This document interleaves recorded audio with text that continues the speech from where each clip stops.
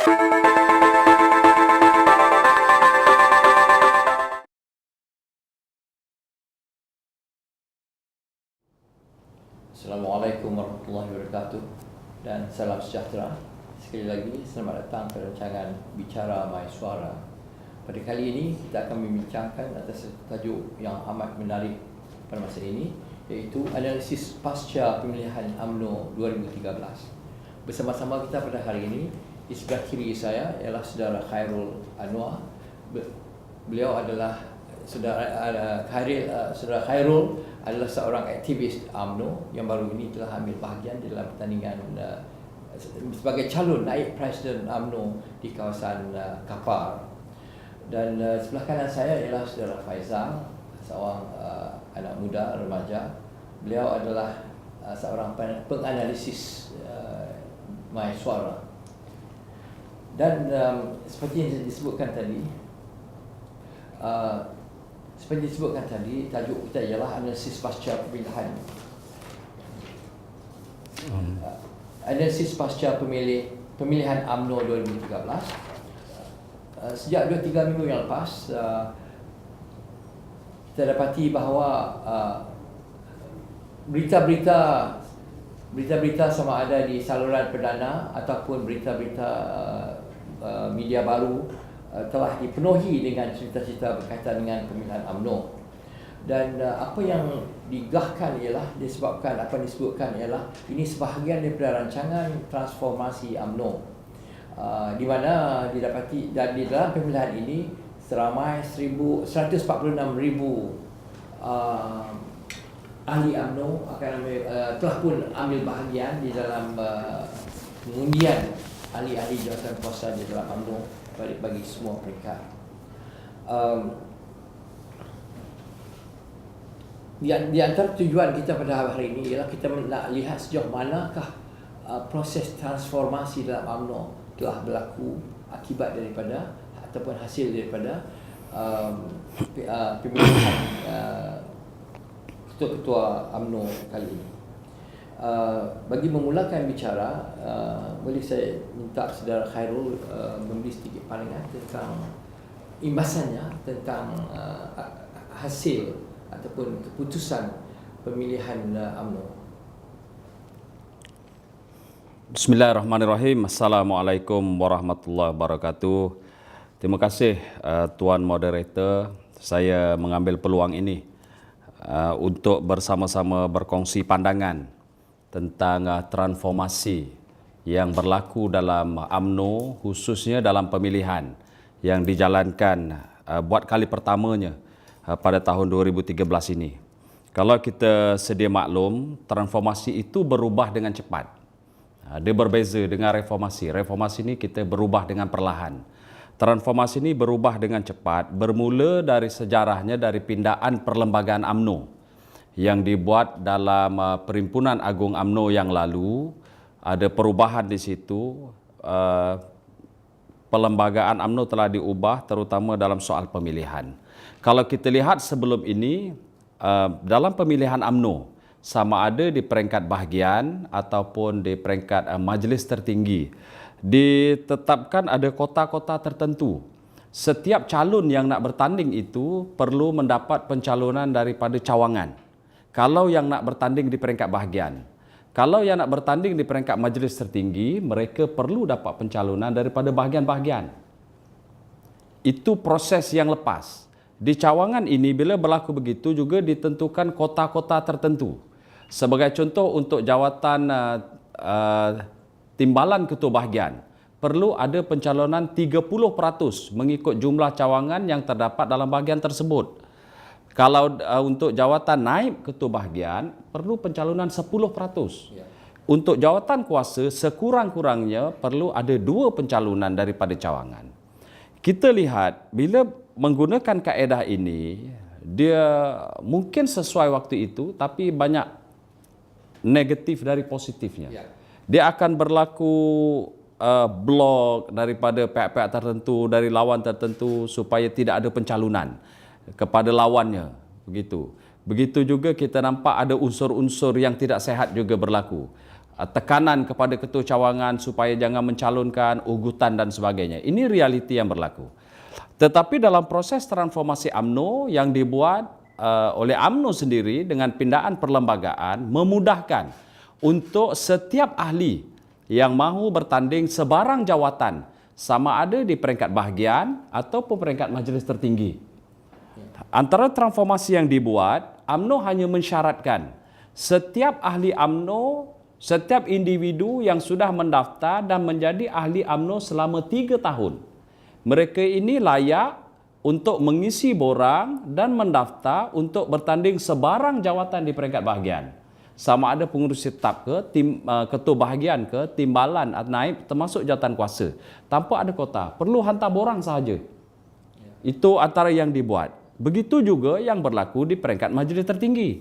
Hanya perlu hantar borang pencalonan. Tidak perlu lagi ada pencalonan, tidak perlu lagi kena ada kota-kota tertentu. Maknanya hantar saja asalkan pernah untuk peringkat tertinggi syaratnya berbeza sedikit. Pernah menjadi jawatan kuasa bahagian 1 penggal.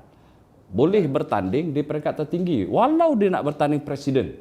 Contoh macam saya pernah jadi jawatan kuasa bahagian 1 penggal. Saya layak, sudah memenuhi kelayakan untuk bertanding presiden kalau saya mahu. Begitu juga timbalan, presiden, naib dan juga ahli majlis tertinggi. Apakah perasaan Saudara Khairul sebagai ahli yang cegah di dalam UMNO dengan peraturan baru ini? Adakah satu keselesaan yang besar? Peribadi, saya sangat bersyukur dan sangat selesa. Sebagai ahli, saya punya kebebasan penuh. Sama ada untuk saya menawarkan diri atau tidak. Maknanya termasuk juga ahli-ahli lain. Saya nampak ini satu perkembangan yang sangat baik dalam UMNO. Proses demokrasi yang memang sedang berkembang, yang diterima baik oleh seluruh ahli UMNO. Okay, terima kasih. Saudara Faizal, apakah tanggapan sebagai seorang anak muda yang melihat UMNO daripada luar? Kalau kita berlaku adil kepada UMNO, kalau kita melihat perubahan dunia hari ini, kita boleh melihat bahawa UMNO adalah antara parti yang tertua yang memimpin kerajaannya semenjak kemerdekaan. Jadi UMNO itu sinonim dengan kerajaan. Jadi saya fikir dengan keadaan yang usianya yang begitu lama mengatasi kemerdekaan negara kita, UMNO itu 10 tahun sebelum kemerdekaan telah dilahirkan. Jadi untuk berubah itu satu perkara yang memerlukan kecermatan lah. Dan saya fikir UMNO berjaya di situ. Bila Datuk Seri Najib membuat transformasi politik daripada meliberalkan undi, maknanya sebelum ini hanya 2,500 lebih kurang yang akan mengambil bahagian untuk menentukan kepimpinan UMNO. Tapi kini telah ada lebih kurang 146,500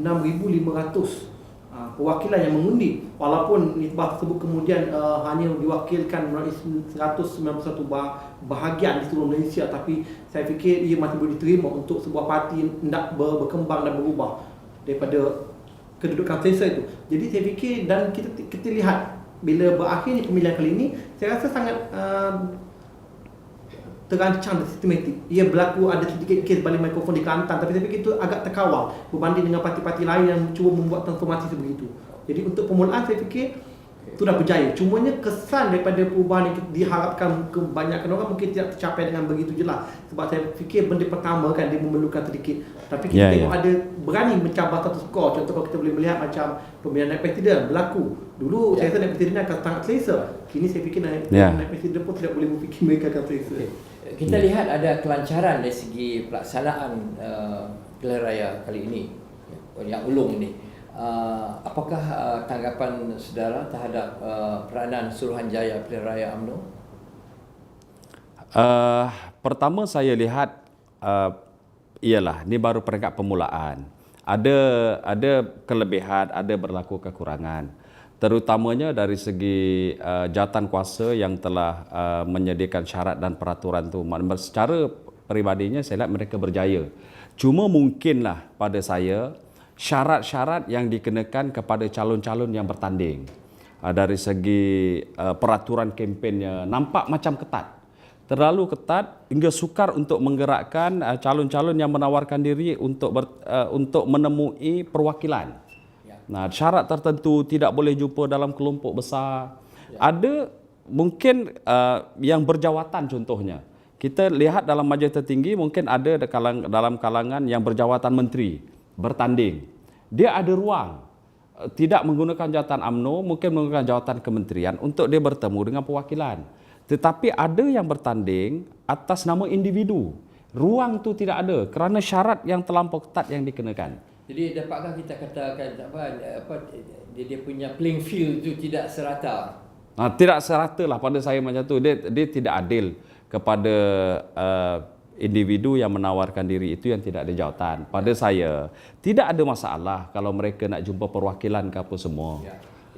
Kerana yang memilih mereka ini sekarang ni dari kalangan akar umbi, bukan lagi kalangan 7 orang yang dipilih di bahagian untuk pergi ke PWTC, Perhimpunan Agung UMNO. Okey, apakah perkara ini banyak telah dikemukakan. Apakah aspek yang lain yang dirasai syarat-syarat yang mengetatkan kerja-kerja kempen? Mengikut pandangan saya, apabila UMNO meluaskan peluang pada perwakilan dan juga memperkenalkan syarat, saya fikir itu memang agak sedikit rigid. Tapi yang paling penting untuk memastikan UMNO survive lagi beberapa tahun yang akan datang mungkin, UMNO saya patut membuat satu program untuk mentransformasi pemikiran ahlinya sendiri supaya mereka lebih berdisiplin. Dan sudut contohnya kalau kita nak menghalang contoh politik wang dan sebagainya. Sebab saya fikir lepas tu bila naik Presiden Datuk Seri Zahid Amiri mencadangkan untuk dibuat unit tarbiyah, saya fikir ia satu inisiatif yang baik walaupun sudah agak terlambat. Saya rasa ini patut dipergiat supaya demokrasi yang datang kepada UMNO itu juga ada punya latar budaya agama yang kuat. Dan dengan cara ini dia menjadi pendinding. Sebab rasa politik wang ni saya fikir agak sukar dikawal sejak berpuluh tahun yang kebelakang ini. Baik, itu tanggapan awal. Kalau kita lihat dari segi masyarakat lah, misalnya masyarakat bukan UMNO, bukan Melayu, apakah tanggapan mereka terhadap usaha transformasi ini? Adakah boleh meyakinkan mereka bahawa UMNO akan menjadi lebih tulus, lebih dinamik, yang dapat menjelajah masa depan dengan lebih cemerlang? Saya lihat proses transformasi ini akan berupaya meyakinkan rakyat bahawa UMNO akan jadi lebih baik selepas ini. Membina persepsi baru dalam kalangan rakyat sama ada dia orang UMNO atau bukan. Bahawa UMNO memang bersungguh-sungguh untuk memastikan parti ini lebih telus, lebih bersih dan bagi memastikan dia benar-benar lebih berjaya untuk memikat hati rakyat negara ini untuk jadi sebuah kerajaan yang baik. Usaha ini dibuat, saya nampak. Kerana selain itu juga akar umbi di peringkat gagus diberi tanggungjawab untuk menentukan kepimpinan tertinggi UMNO. Di peringkat bawahan mereka boleh melihat hari ini. Sebab tu kita lihat, kalau kita lihat dari segi pemilihan naib presiden, persaingan yang cukup hebat. Saya yakin ahli UMNO sudah cukup terbuka. Politik wang bukan lagi pilihan mereka. Ada mungkin sebahagian kecil yang masih terlibat dengan perkara-perkara tersebut. Okey, Saudara Faisal, dapatkah kita merumuskan secara umumnya bahawa dalam pemilihan ini politik wang sudah pun dibataskan begitu baik sekali? Saya kira politik wang ni sebab dia UMNO adalah sebuah parti penguasa, dia menguasai kerajaan. Sebab itu dia selalu ada unsur-unsur spekulatif di situ. Jadi saya rasa di mana parti yang membentuk kerajaan, mereka akan terdedah kepada manipulasi kewangan dan sebagainya. Cuma saya berdasarkan pemerhatian saya, kali ini saya boleh katakan dia agak terkawal. Boleh mungkin ada sebab dia suka diklasifikasikan sebab dia seakan meresap dalam budaya. Contoh menjamu makan, kalau di barat tu kita boleh katakan jamuan tu juga sebagai satu hal, kalau kita boleh klasifikasikan begitu. Tapi budaya Melayu tu kadang menjamu tu dianggap sebagai satu kerangnya mungkin. Jadi saya rasa agak terkawal. Tapi mungkin berlaku di beberapa tempat, tapi saya fikir agak terkawal. Dan kita boleh melihat beberapa calon yang kita naik buat credibility. Seperti kalau kita boleh melihat dalam senarai majlis tinggi UMNO, contohnya kita melihat orang agama diberikan tempat yang tinggi, bukan sekadar cukup syarat ke tangga 25. Kalau kita tengok Datuk Seri Jamil Hay sendiri mendapat undi ke top 3 lah yang teratas, dan juga dalam pemuda pun begitu juga. Baik, kalau kita tengok salah satu impak yang segera berlaku ialah kita dapati pihak MCA, Parti Komponen dalam BN, telah menyatakan hasrat bahawa ada demi kebaikan MCA kalau mereka dapat memperluaskan peluang mengambil bahagian dalam pilihan raya MCA, dan apakah pandangan saudara? Maksudnya MCA juga dia berminat untuk melaksanakan apa yang UMNO buat. Ya, ya. Saya nampak ini satu yang baik. Kalau MCA, maknanya MCA dalam penilaian MCA mereka melihat dalam UMNO ini satu transformasi dan hasilnya memang cukup baik. Ya. Kita dapat mengurangkan dari segi politik wang, kita dapat mengurangkan perkara-perkara negatif yang lain. Saya nampak kalau MCA boleh buat apa yang UMNO buat hari ini, saya yakin mereka akan lebih diberi kepercayaan oleh orang-orang Cina sendiri. Mereka lebih yakin bahawa MCA memang boleh membela dan ahli-ahli di bawah ni diberi tanggungjawab untuk menentukan siapa kepimpinan mereka. Kalau kita berlaku adil juga, kalau kita melihat sistem parti, contoh kalau kita melihat MCA sama macam UMNO dan sama juga dengan parti PAS. Mereka ada akar umbi yang kuat, mereka ada satu struktur birokrasi yang jelas. Contohnya macam dia ada peringkat cawangan, ada peringkat bahagian, dan juga punya keahlian yang banyak mewakili kaumnya. Tetapi kita boleh melihat bagaimana bila politik itu tidak didasari dengan kepentingan rakyat, maka dia tersingkir daripada undi yang popular di kalangan masyarakat Cina. Jadi kalau kita bandingkan dengan parti yang pesaingnya, seperti DAP contohnya, saya fikir DAP tiada struktur sebegitu. Maka kita agak suka untuk menerima cawangan atau bahagian DAP. Mereka parti yang terkecil dari sudut keahlian kalau kita kira dengan struktur, tapi mereka berjaya mewakili suara majoriti bangsa ni. Jadi saya fikir kalau MCA sepatutnya mulai berubah ikut cara UMNO ini. Cara ini lebih menjadikan masyarakat itu merasakan bahawa mereka ada suara dan parti. Adakah kita menjangkakan bahawa BN akan melaksanakan bagi keseluruhan parti-parti komponen ini?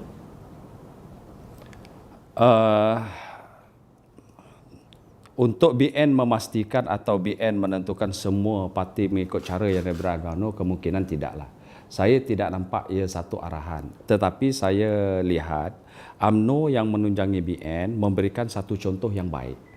Mungkin parti-parti komponen yang lain boleh menilai, dan kalau mereka rasa kaedah yang digunakan ini memang sesuatu yang baik untuk mengukuhkan parti, memberi ruang kepada ahli-ahli parti untuk mereka seolah-olah salah seorang yang menentukan parti itu, mereka boleh contohi. Seperti contoh tadi MCA, mereka sudah melihat ini satu perubahan yang baik. Mereka boleh ikut, tak ada masalah. Maknanya di dalam BN sendiri tidak memaksa. Tetapi kalau mereka rasa ini satu kaedah terbaik untuk mengukuhkan kedudukan parti, apa salahnya kalau mereka juga bersama-sama melaksanakan transformasi dalam parti masing-masing? Kalau kita lihat dari segi pemuda dan puteri, sejauh manakah kejayaan mereka di dalam pemilihan kali ini? Kalau kita boleh tengok macam putih, saya fikir agak selesa lah sebab putih ditinggalkan dengan kekosongan jawatan. Jadi dia adalah satu sayap UMNO yang masih muda. Jadi saya rasa putih adalah satu yang paling tidak nampak, yang sangat kritikal atau sangat sengit dia punya persaingan. Dan pemuda saya rasa lebih sengit dan wanita. Dan kita boleh melihat pemuda nampaknya lebih kuat sekarang ni dengan persaingan saya sedang terkawal. Dan saya fikir kali ini KRI Jamaluddin menang dengan begitu selesa berbanding sebelumnya. Jadi saya fikir pemuda dan wanita tu kuat. Mereka tak ada masalah seperti yang berlaku pada induk. Tetapi yang paling penting bagaimana mereka nak menyalurkan suara. Dan kita boleh melihat keputusan contohnya dalam margin tertinggi, wanita hanya mendapat lebih kurang 8% dan pemuda UMNO hanya mendapat dalam lebih kurang 12%. Maknanya suara mereka masih kecil dalam tu. Mungkin undi pecah dan sebagainya. Baik. Dari segi penyertaan pemuda, wanita dan juga puteri di dalam majlis tertinggi, apakah pandangan Khairul? Saya lihat ini sangat penting dan juga untuk merealisasikan apa yang diperkatakan hari ini untuk meremajakan UMNO. Banyak diperkatakan tentang meremajakan. Bolehkah dengan lebih secara spesifik lah dimaksudkan dengan keremajaan? Secara peribadi pada pandangan saya lah, maksud meremajakan UMNO ini kita meletakkan dalam kepimpinan hari ini gandingan antara pemimpin lama dan pemimpin baru, pemimpin muda. Tidak semua, kalau dulu kita lihat di peringkat majlis tertinggi semua orang-orang lama. Yang pemuda hanya diberi ruang dalam pemuda sahaja. Puteri hanya dalam puteri. Tapi hari ini sudah terbuka. dalam proses meremajakan UMNO kita lihat termasuk juga di bahagian. Di bahagian ahli jawatan kuasa. Saya beri contoh di bahagian kapal tempat saya. Ahli jawatan kuasanya 70 ke 80% orang muda. Yang umurnya rata-rata dalam 50-45 tahun ke bawah. Ada orang lama. Sebab kita fikir bila kata meremajakan UMNO tidaklah semestinya orang yang lama yang sudah umurnya 50 ke atas kita buang semua. Tidak. Dia mesti ada gandingan itu. Kita masih perlu pengalaman orang lama yang akan bimbing pemimpin-pemimpin baru ini untuk menerajui parti satu masa nanti. Bagaimanakah persepsi Saudara Faizal dalam hal ini? Apakah persepsi Faizal tentang keremajaan itu? Saya fikir keremajaan ini tidak semestinya pada wajah, tapi pada UMNO ni agak ketika pada wajah. Sebab UMNO ni kekurangan wajah muda. Jadi saya fikir wajah itu penting sebab dia membentuk gambaran pertama ahli UMNO dan juga rakyat Malaysia nak mengundi. Dia memerlukan wajah yang energi. Jadi kalau kita boleh melihat UMNO masih, saya rasa kali ini ada belajar sikit lah. Kalau kita boleh melihat apa yang jadi di Terengganu pada pilihan raya 1999, bagaimana Tantiwak Muktamar yang berjasa begitu lama hanya ditolak oleh rakyat Terengganu sebab tak terlalu lama ya, sampai tidak mempunyai pelapis.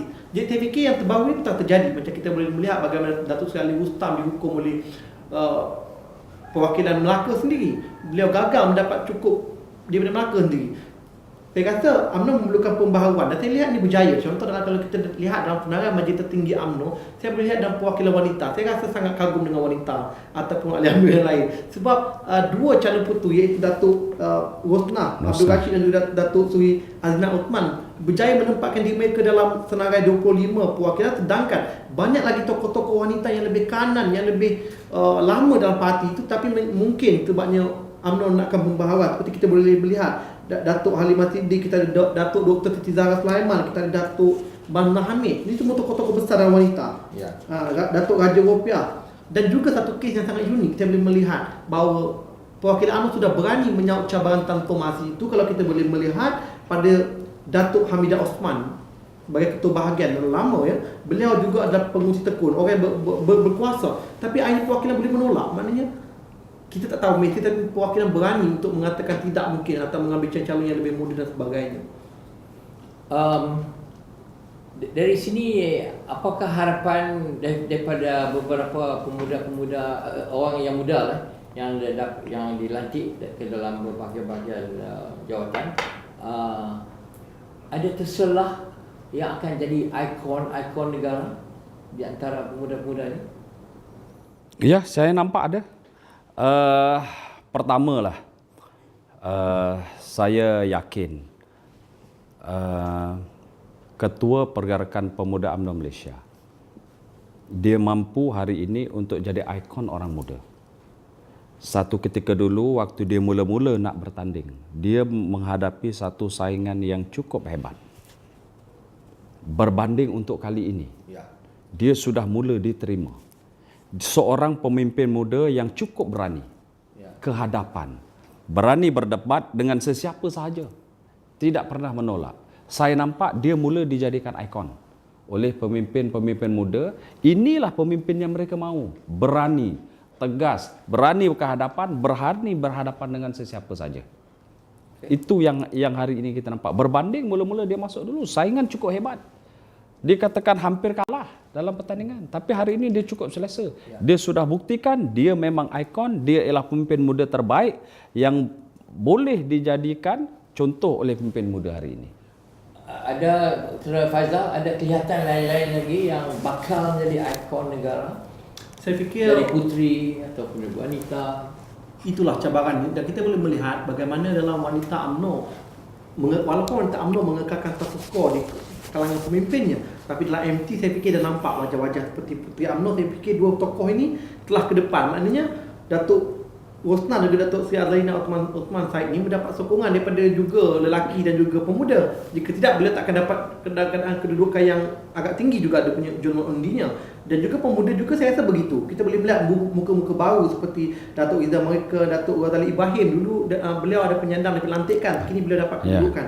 Bahkan kalau kita berlaku adil kepada Datuk Mukhlis Mahathir juga, bahawa beliau menyaingi naik presiden itu dan beliau mendapat satu undi yang besar juga. Kalau ikut undi popular tu bulan Mei berada di tempat kedudukan ketiga. Jadi saya fikir ada tokoh-tokoh yang boleh dibawa ke hadapan lah. Cuma mungkin sebabnya dia tidak, Datuk Mukhlis belum lagi menunjukkan identiti beliau sebenar. Beliau masih ditumpangi oleh karakter dan karisma Datuk Tun Dr. Mahathir mungkin. Macam KJ, saya kata KJ Jamhuri saya bersetuju. Yang penggal dahulu beliau bertanding memang mungkin ada bayangan-bayangan Tun Abdul Ahmad Badawi. Tapi saya fikir hari ini beliau boleh cukup kuat sebab beliau telah menunjukkan kredibiliti diri sendiri. Maknanya beliau tidak menumpangi lah. Ada pun dalam keadaan yang minimum. Okey. Ini berbalik juga pada sistem election lah, electoral system. Dalam pemilihan UMNO ni yang menarik ada disebut tentang undi popular. Undi popular telah dibawa dalam perkiraan. Tapi kalau kita lihat dari segi demokrasinya, dia sebenarnya mewakili kawasan. Kalau kita kata parliamentary demokrasi, kita ada satu platform di mana setiap kawasan diwakili. Jadi berarti bahawa ada tanda-tanda kematangan lah dalam pemikiran ahli-ahli UMNO yang mula memikirkan tentang undi popular. So, apa pandangan Saudara Faizal? Kita di Malaysia, kita memang pakai sistem perwakilan mengikut kawasan. Sebab ini sistem yang kita guna untuk DUN dan kita guna untuk parlimen. Jadi UMNO menerap sistem yang sama. Saya rasa setiap demokrasi ini ada pelbagai kaedah perwakilannya. Jadi sistem yang kita guna ni ada sebahagian. Ada juga sistem yang satu undi, satu perwakilan, satu undi. Saya rasa UMNO cukuplah setakat itu permulaannya. Di masa kata kalau UMNO punya perwakilan mempunyai kecerdikan, pencerahan politik yang jauh, mungkin kita boleh buat sistem lain pula. Tapi saya rasa untuk kaedah sekarang ni, mungkin kaedah perwakilan tu rasanya lebih tepat. Cumanya mungkin UMNO memerlukan satu atau dua lagi pemilihan parti untuk begitu mematangkan ahlinya. Baik. Sekarang kita lihat beberapa nama-nama baru yang naik di dalam kepimpinan, sama ada dalam pergerakan-pergerakan ataupun di dalam majlis tinggi. Adakah ada kelihatan nama-nama yang baik yang akan dimasukkan dalam kabinet ataupun diberi jawatan-jawatan yang lain? Ada terlihat? Saya lihat kemunculan nama-nama baru ini ialah hasil daripada transformasi yang kita sebut tadi. Apabila UMNO memberi ruang seluas-luasnya kepada ahli untuk menawarkan diri bagi bertanding dalam sebarang jawatan, sama ada di peringkat bahagian atau di peringkat majlis tertinggi. Syarat-syarat minima, asalkan pernah menjadi ahli 3 tahun, asalkan pernah menganggotai jawatan kuasa bahagian satu penggal iaitu 3 tahun lebih kurang, dia sudah layak bertanding. Ruang yang dibuka inilah menyebabkan ramai yang bersedia menawarkan diri, termasuk nama-nama baru. Yang kita lihat akhirnya nama-nama baru ini rupanya bila dia keluar, dia punyai aura kepimpinan yang baik dan perwakilan berani memilih mereka. Walaupun sebelum ini tidak dikenali, tapi yakin orang ini ada kekuatan. Kita ambil contoh, saya ambil contoh satulah Ustaz Fathul Bari. Dia nak kira nama baru, dia cuma dimasukkan bila dia masuk dalam kumpulan ulama UMNO. Dalam pemuda dia baru, tapi dia sudah diberi kepercayaan cukup tinggi oleh perwakilan. Kerana perwakilan perlukan orang-orang begini dalam parti. Okey, kita pindah sikit ni. Sekarang kita lihat kepimpinan baru di dalam UMNO ialah akan menjadi satu pasukan yang akan membawa UMNO melalui PRU 14. Boleh beri sikit pandangan tentang kemampuan tim ini untuk melintasi PRU ke-14 nanti? Saya sangat yakin dengan kaedah yang terbuka UMNO, kepimpinan yang dipilih oleh akar umbi akan menyebabkan rakyat lebih yakin kepada UMNO. Walaupun dikatakan orang PRU ke-13 ini tsunami, UMNO seolah-olah dikatakan orang UMNO gagal, tapi saya tak kata UMNO gagal. Kalau kita lihat di parlimen sendiri, dalam PRU ke-12, kita kata waktu itu tsunami. Kita tewas di 5 negeri. Di parlimen ada 79 ahli parlimen yang datang dari UMNO. Tapi dalam PRU ke-13 yang dikatakan tsunami lebih besar, hari ini ahli parlimen dari UMNO di parlimen ada 88. Peningkatan yang kita lihat pada PRU ke-12 Ya. dan di PRU ke-13 ni pula kita hanya kehilangan 3 negeri berbanding 5 sebelum ini. Ya. Bermakna UMNO sudah mula dapat meyakinkan rakyat bahawa dia sudah berubah, dan saya yakin dengan keadaan UMNO hari ini, saya yakin dia akan lebih mampu menarik sokongan lebih kuat daripada kalangan rakyat. Okey. Kalau itu keadaannya, apakah tim pasukan ini yang perlu elakkan daripada membuat kesilapan-kesilapan yang pernah berlaku pada masa lepas? Kalau saya menambah ketika kata tadi bahawa adakah ini pasukan untuk pilihan raya, saya fikir ini bukan pilihan raya sangat, tapi dia lebih ada bekerja sebab kerajaan Barisan Nasional baru mendapat mandat ya pada pilihan awal tahun lalu. Jadi saya fikir untuk menuju pada pilihan raya ke-14 yang terlewat-lewatnya pada tahun 2018 dan pemilihan UMNO juga akan berlangsung 2016. Jadi saya rasa kalau pilihan raya umum ke-14 tidak diawalkan sebegitu jauh, makanya UMNO akan berdepan dengan satu lagi pemilihan. Jadi kalau kita kemungkinan tidak. Jadi saya fikir pasukan yang ada pada hari ini ada pasukan untuk bekerja untuk memperkuatkan presiden parti dan juga memperkuatkan kerajaan. Jadi saya fikir UMNO boleh gunakan mandat ini, dan juga presiden dengan kuasa-kuasa ini mungkin boleh menambah-nambah ahli-ahli yang kali ini betul-betul credible, bukan sekadar keadaan parti tapi mereka kalah, mungkin jadi betul-betul credibility lah.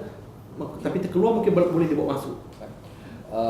Kita dah sampai pada penghujungnya. Ya. Sebagai rumusan ringkas, kita dapati bahawa kejayaan pemilihan ini telah pun membantu BN menukar corak agar pandangan-pandangan terhadap BN mula dipandang dengan lebih positif, pandangan-pandangan yang sinis agaknya dikurangkan, dan dari segi pemilihan-pemilihan yang telah berlaku, kita juga dapat lihat beberapa peimbangan di antara kumpulan-kumpulan yang muda, yang tua, yang daripada kawasan-kawasan berlainan, dan dari sini ini adalah menjadi sebagai suatu cabaran bagaimanakah mereka akan menyediakan diri untuk menghadapi PRU 14, dan saya yakin persediaan telah bermula sekarang.